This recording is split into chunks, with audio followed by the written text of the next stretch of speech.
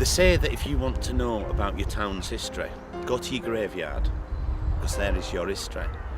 And no more so than Undercliffe Cemetery, where Bradford's history is written in stone and granite. This is a mausoleum dedicated to the memory of Alfred Illingworth. Now, Alfred was the son of Daniel Illingworth, who formed Wetley Mills on Thornton Road. The mausoleum is designed in the form of an Egyptian temple and is adorned with insignia of the sun god. At one point there was a great bronze door here that got stolen at some point. The mausoleum is adorned by two sphinx and is placed within what is known as the historic core. Alfred died in 1907 and this is his lasting tribute. Alfred Angus Scott, who founded the Scott Motorcycle Company. Alfred died in the 1920s, but his memory still lives on to the motorcycle club formed in his memory. And each year, members of the club arrive in the vintage motorcycles to celebrate the centenary of his death.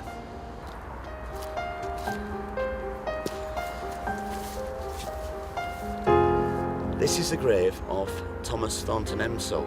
Now, Thomas died in 1897, but he was a founder member of the Bradford Antiquarian Society that still exists today.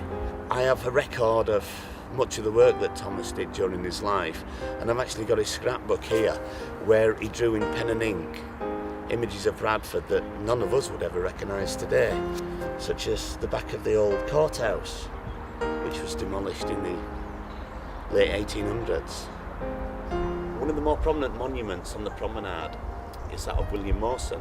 In fact, his face is depicted in bronze on his obelisk. Now, William was an architect, and he was part of a firm called Lockwood and Mawson, who designed such places as Salts Mill, what we now know as City Hall, St George's Hall. William died in April 1889, having never married. In fact, he's buried here with his mother. Although for many years he was a Grand Master at the Lodge of Hope on Manningham Lane. Opposite the lavish monument dedicated to William Mawson, we have a much smaller one to James Gwyn Hutchinson.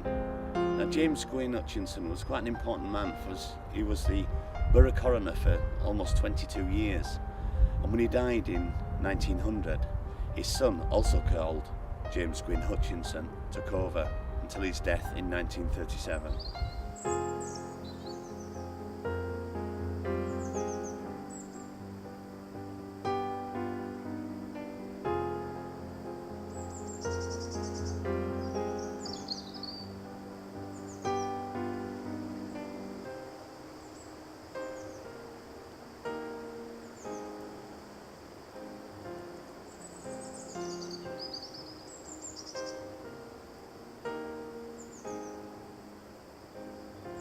This is the Quaker section of the cemetery. The memorials are characterised by the fact that they lay flat. This is because the Quakers believe in the equality of man, in that no man should stand above another.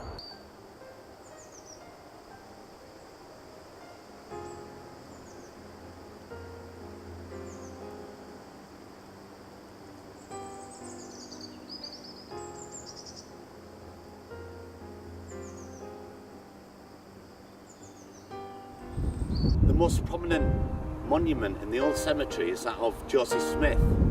Now, Joseph was a land agent and he was employed to sell the plots in the cemetery.